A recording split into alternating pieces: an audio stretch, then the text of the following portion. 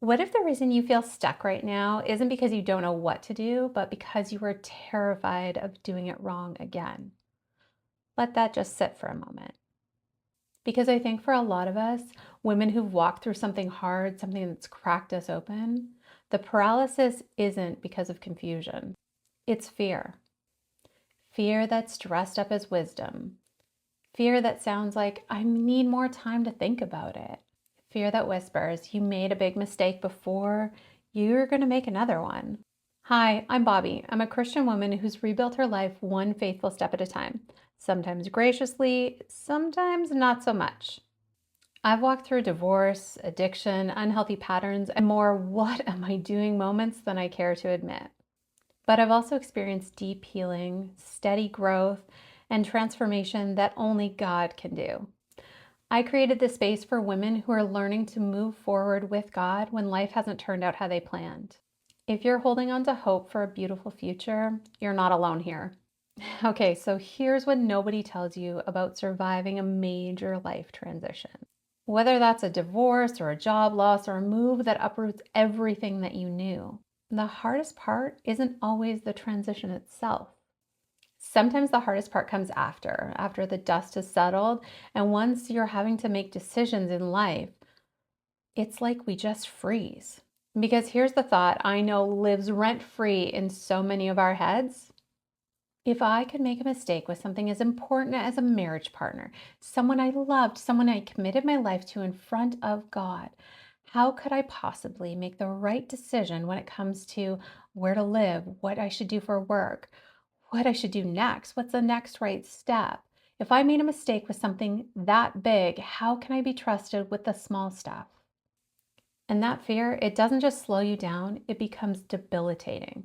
You stop making decisions at all. You stop moving forward. You start waiting for signs from God that are so clear they come by certified mail with a notarized signature. And meanwhile, your life sits there on hold. I've been there. After my divorce, I did what I lovingly call now my eat, pray, love summer. 6 weeks. I gave myself permission to just be, to feel, to breathe, to sit in the mess of it without needing to fix it immediately. And I went back to work for a few months, trying to get my footing back, trying to get back to normal. But inside, I was still asking God, what did He want from my life? Whether I had completely ruined it, whether there was even a path forward, or if I had stepped off the path permanently. And then this opportunity came up, YWAM DTS, or Discipleship Training School. And I felt this pull toward it. I couldn't explain it and I couldn't shake it. But I was terrified, absolutely terrified. Not just about making the wrong choice again, but terrified that I had so thoroughly ruined my life that no choice I made could fix it. But here's the thing that broke through all the noise in my head. I was more scared of wasting the one precious life I was given than making another imperfect decision. I still had breath in my lungs, which meant I still had purpose, which also meant the story wasn't over. And if the story wasn't over, I still had something to do. I had to move.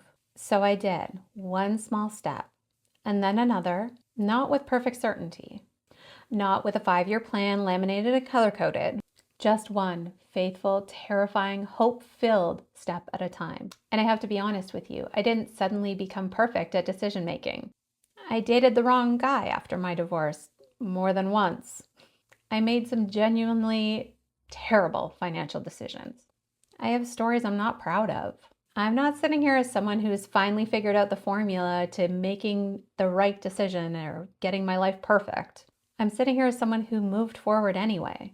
Because you can't stay so paralyzed by fear of doing the wrong thing that you do nothing at all.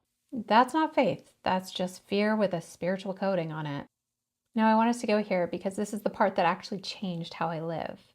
I need you to hear this with fresh ears because they're not just nice Bible words. These are the red words. In the red letter Bible, Matthew chapter 6 is entirely red, which means the whole chapter is Jesus talking. Jesus, the Son of God, in His own words. And here's what He says. But seek first His kingdom and His righteousness, and all these things will be given unto you as well. Therefore, do not worry about tomorrow. Tomorrow will worry about itself. Each day has enough trouble of its own. Did you catch that? Jesus isn't saying, have a perfect plan. He's not saying, figure out the next 10 years before you take the next step. He's saying, seek God first.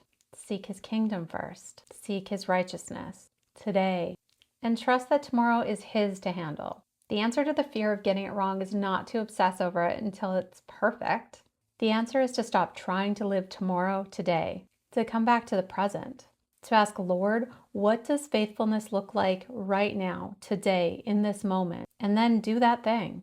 That's it. That's the whole strategy. Seek him first. Live today. Trust him with tomorrow. Now, I want to be real with you about something. I don't want this to come off as a permission slip to blow up your life impulsively just because you're in a transition. That's not what I'm saying. Big transitions are not an automatic invitation to make 12 more enormous decisions in rapid succession. What I am saying is do something, anything, something that creates momentum in the direction of who God has called you to be. A class, a conversation, a small act of courage that says, I'm not done yet. Movement doesn't have to be dramatic to be meaningful. It just has to be forward. Today on Instagram, I saw a post by Tanner Olson. If you don't follow him, go check him out. He's at Written to Speak. Anyway, his carousel started with mess around with hope and find out everything will be okay. Yes, sir. The Tanner has a brilliant way with words. So here's what I want to leave you with, and I want this to be a permission for you. Let this be your experimentation era. Mess around. Find out what God will do with a little bit of hope. You are not locked in. You're not done. You are not defined by what broke. You are a woman with breath in her lungs and a God that is not finished writing this story. And the most faithful thing you can do right now might not be finding the perfect answer, but just picking up the pen. Seek first his kingdom. Live today. Trust him with your tomorrow. And take one small, imperfect, beautiful step in the direction he's calling you.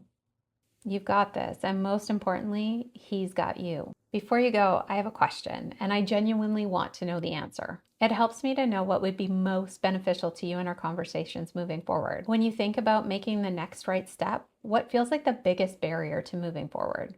Is it not knowing the direction to go?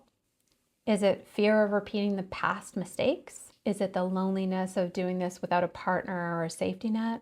Or is it something else entirely? Leave it in the comments. I read them, every one of them. And your answer might just be the next video. I'll see you in the next one.